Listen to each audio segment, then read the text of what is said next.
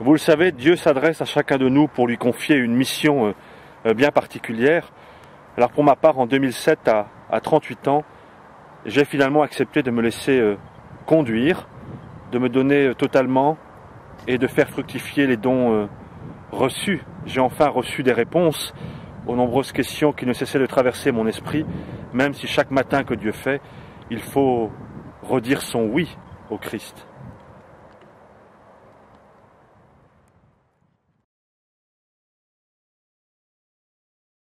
Je ne me suis jamais réellement posé la question du sacerdoce jusqu'en 2005, le jour de la mort de Jean-Paul II. J'étais à Paris avec des amis, à une veillée de prière à Notre-Dame, et je me suis mis à pleurer, j'ai senti quelque chose en moi qui n'allait pas. Alors j'ai pensé que c'était sous le coup de l'émotion, mais j'ai senti une petite voix qui me disait « Va avant tout, suis-moi ». Quelques semaines après la mort de Jean-Paul II, j'ai eu la chance d'être adoubé chevalier de l'ordre équestre du Saint-Sépulcre de Jérusalem, un ordre pontifical, et j'étais adoubé à Notre-Dame de Paris. Et ce qui m'a surpris au moment de cette cérémonie, c'est que je me suis rendu compte que j'étais assis à la même place à laquelle j'étais assis le soir de la mort de Jean-Paul II. Et j'avais toujours cette voix en tête, cette voix qui persistait, viens, va avant tout, suis-moi. Et je me posais vraiment la question de savoir pourquoi cette voix est persistante. Et l'année suivante, je me suis rendu pour la première fois en pèlerinage en Terre Sainte, et à Gethsémani, au Jardin des Oliviers, j'étais dans l'église des Nations, et à nouveau j'ai entendu cette voix profonde. Je me suis mis à pleurer, et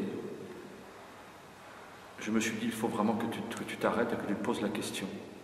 Et en me posant, dans les jours qui ont suivi, en réfléchissant, je me suis rendu compte qu'il fallait que je me mette devant le bon Dieu. Mon Dieu, faites de moi ce que vous voulez. Et j'ai compris que j'étais appelé au sacerdoce.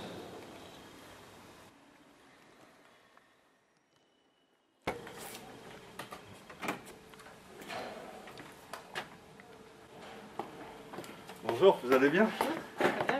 Je viens juste consulter. La formation vers le sacerdoce n'est pas uniquement des études à l'université, mais lorsque vous vous préparez au sacerdoce, vous avez aussi des insertions pastorales. Donc pendant 2 ans, j'ai fait de la catéchèse à 75 enfants d'un établissement catholique. J'ai ensuite passé 2 ans au Centro San Lorenzo, qui est la vitrine jeune du Saint-Siège, à préparer les JMJ de Madrid. Et enfin dans une paroisse italienne. Et mon séjour à Rome, aussi pendant 5 ans, m'a permis d'être guide aux fouilles de Saint-Pierre. Donc j'ai eu cette chance de pouvoir guider chaque semaine, pendant 4 ans et demi, des pèlerins, des touristes, des curieux qui venaient à Rome pour visiter ce lieu magique, ce lieu unique.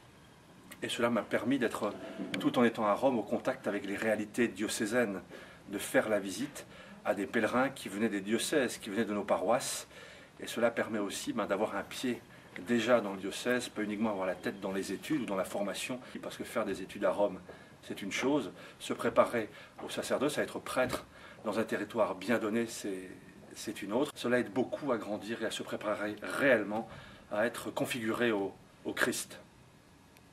Tout au long de ma formation à Rome, chaque été, j'étais sur la presqu'île de Quiberon pour m'occuper de la pastorale des jeunes, et toutes ces activités, ces insertions, ces contacts avec la population, avec le terrain, m'ont vraiment aidé à conformer mon cœur à l'image de celui du Christ, le bon pasteur.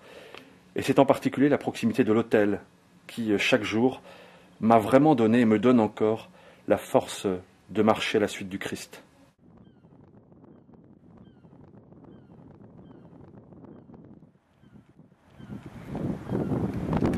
J'aurais à cœur de faire aimer l'histoire de l'Église. Je suis historien de formation, et venir ici sur le plateau de la Garenne à Vannes, pour moi, représente une symbolique très forte. Jusqu'à la veille de mon ordination, je ne peux m'empêcher de penser à ceux qui m'ont précédé dans le sacerdoce. Il y a Monseigneur de Hercé, évêque de Dole, exécuté ici à Vannes. Je pense aussi au bienheureux Pierre-René Roch, martyr de l'Eucharistie, qu'il m'aide à être un homme pour les autres, au service de tous.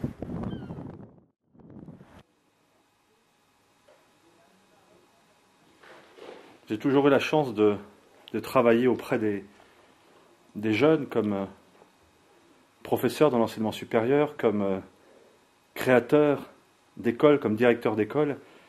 Et j'ai vraiment à cœur aujourd'hui d'œuvrer pour l'éducation de la jeunesse qui nous est confiée, de faire mûrir, de faire grandir ce trésor qu'elle représente. C'est une chance qu'un évêque vous confie une mission comme celle-là, et je suis très heureux de découvrir chaque jour que Dieu fait la direction diocésaine de l'enseignement catholique.